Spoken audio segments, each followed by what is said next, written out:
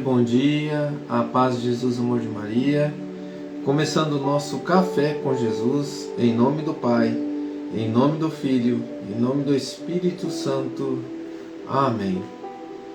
Senhor, louvo-te por sua grandeza, louvo por sua bondade, onde reconheço e conheço que através do que é bom, encontrar somente em Ti o verdadeiro sentido do amor.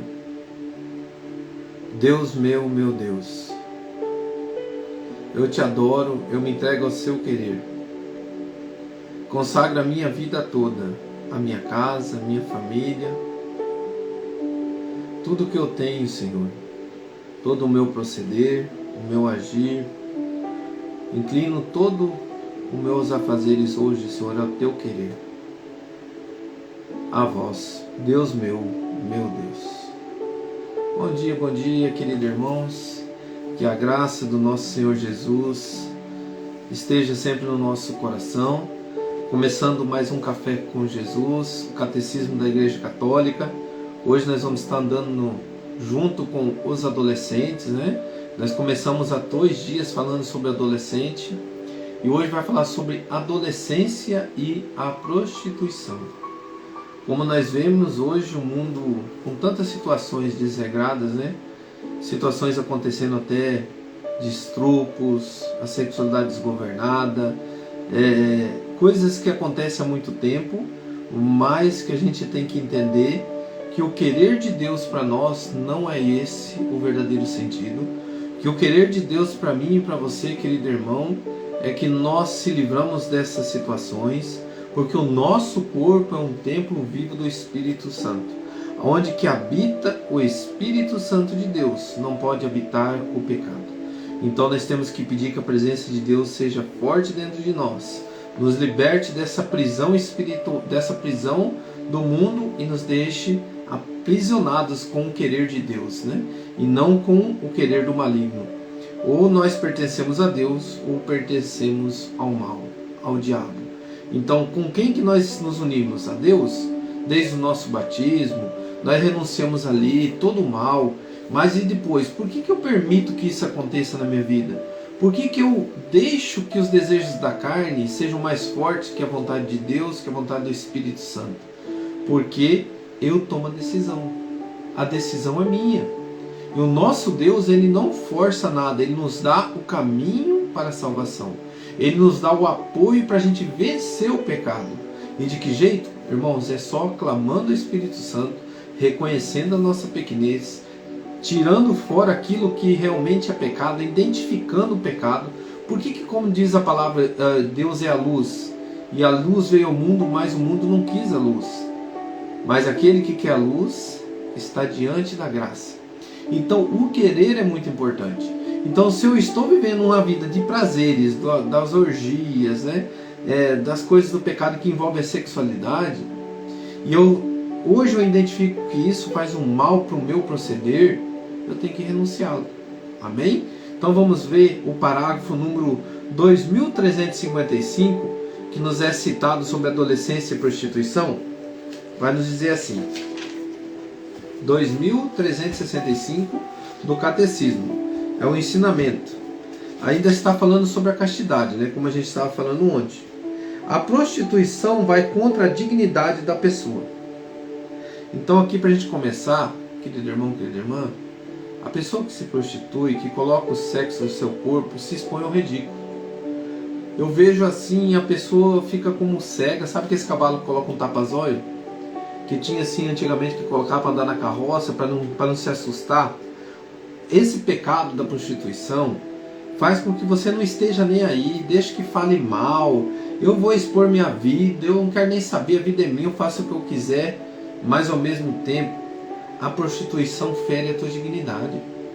A prostituição te deixa incapaz, às vezes, até de se levantar daquela situação, se colocando o teu corpo como nada, chegando ao ridículo de você dizer para que eu nasci, chegando ao ridículo de dizer para que eu estou nesse mundo.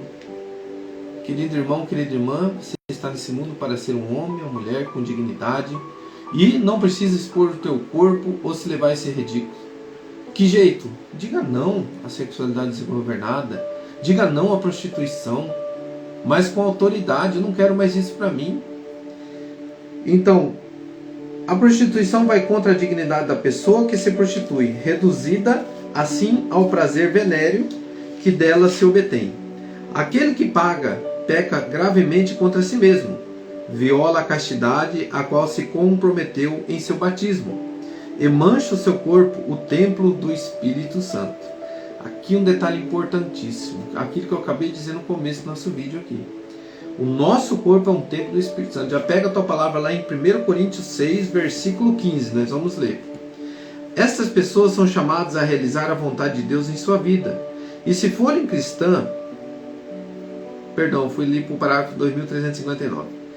Aquele que paga peca gravemente contra si mesmo, viola a castidade a qual se comprometeu em seu batismo e mancha o corpo, o templo do Espírito Santo. A prostituição é um flagelo social. Envolve comumente mulheres, mas também homens, crianças ou adolescentes. Nesses dois últimos casos, ao pecado soma-se um escândalo. Se é sempre gravemente pecaminoso entregar-se à prostituição, à miséria, à chantagem e à pressão social, podem atenuar a imputabilidade da falta.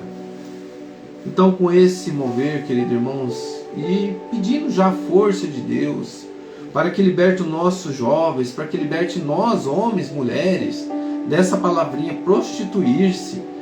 Você não está nem aí para você mesmo. É você usar do corpo para prazer. Você não usa do teu corpo como um templo vivo do Espírito Santo. Valorizar-se. Valorizar o que você é.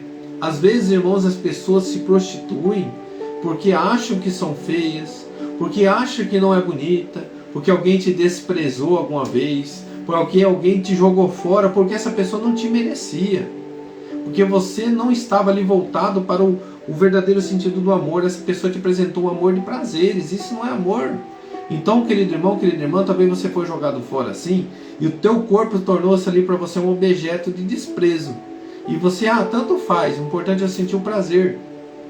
E isso faz com que você se torne cada vez mais, querido irmão, querida irmã, um desprezo da sua dignidade, de não se tornar uma pessoa digna de você mesmo, de não se autovalorizar. Valorize-se. Você é uma pessoa de Deus. Mas eu me prostituí, hoje eu estou... Olha para a passagem. Aquela mulher adúltera. O que Jesus disse para ela? Nosso Senhor não condena, queridos irmãos, a pessoa, Ele condena o pecado. Hoje nós vamos ver sobre isso. A ira de Deus não é uma ira contra os seres humanos, mas sim contra o pecado. Se esse pecado faz você, te joga como um nada, um escravo, larga a mão disso. Saia dessa escravidão. Nós precisamos ser retos nas palavras. Valorize-se. Mas eu não consigo. Consegue sim. Não precisa sair desesperado por um namorado, por uma namorada, né? Diga assim: eu sou hoje um templo vivo do Espírito Santo. E eu sou digno, o meu Senhor é meu noivo. Se você não tiver, meu irmão, minha irmã, e em desespero, você vai entender que você já é um homem digno do céu, porque você está unido a Cristo. Isso vale mais que qualquer prazer da vida. E agora nós vamos entender. Em 1 Coríntios 6, versículo 15. Não sabeis que vossos corpos são membros de Cristo? Olha só, quando você é batizado, quando você está caminhando, você é um membro de Cristo, meu irmão, quando você se une a Ele. Agora presta atenção no que a palavra vai dizer. Tomarei então os membros de Cristo e os farei membros de minha prostituta? Quer dizer que eu vou pegar esse membro aqui que faz parte do meu Senhor e vou prostituir ele? Jesus junto comigo se prostituiria? Será que ele fazeria isso? Olha o que diz a palavra. Não sabeis que o vosso corpo são membros de Cristo? Tomarei então os membros de Cristo e farei membros de uma prostituta? De modo algum, diz Paulo. Ou não sabeis que o que se ajunta a uma prostituta se torna um só corpo com ela? Está escrito: os dois serão uma só carne. Gênesis 2:24. Pelo contrário, quem se une ao Senhor torna-se com ele um só espírito. Fuge da fornicação. Qualquer outro pecado que o homem comete é fora do corpo, mas o impuro peca contra o seu próprio corpo. Ou não sabeis que o vosso corpo é templo do Espírito Santo que habita em vós? Palavras do Senhor. Graças a Deus. Coloca a mão no teu coração Hoje eu te convido a tomar posse dessa graça. O teu corpo é um templo vivo do Espírito Santo. Quando o Espírito Santo adentra dentro de nós, irmãos, é como aquela dinâmica, né? Você pega e coloca uma água meia sujinha lá no fundo e você vai despejando a água e ela vai transbordando e a sujeira vai saindo.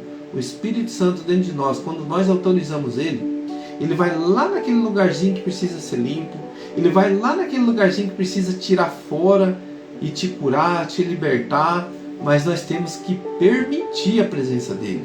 Nós temos que permitir a presença dele como? Renunciando ao pecado. Se eu digo a partir de hoje, eu não quero mais fornicação, eu não quero mais me prostituir, eu não quero mais a sexualidade desgovernada da minha vida, masturbação, tudo que excede, tudo que fere a castidade, que fere o meu Deus, eu não quero mais isso para mim. Querido irmão, querida irmã, Deus está te ouvindo. Deus está vendo a tua vontade, a tua dedicação. Foge dessas coisas. Fugir de que forma? Tudo que você vê, tudo que você fala, o que você faz, que te reflete a prostituir-se, a fazer do teu corpo um objeto de prazer dos outros, um objeto de prazer teu mesmo, um prazer passageiro. Mas eu digo para você, o que pode te ajudar a incentivar esse pequeno prazer é como você comer um aperitivo, você está com fome e não sacia.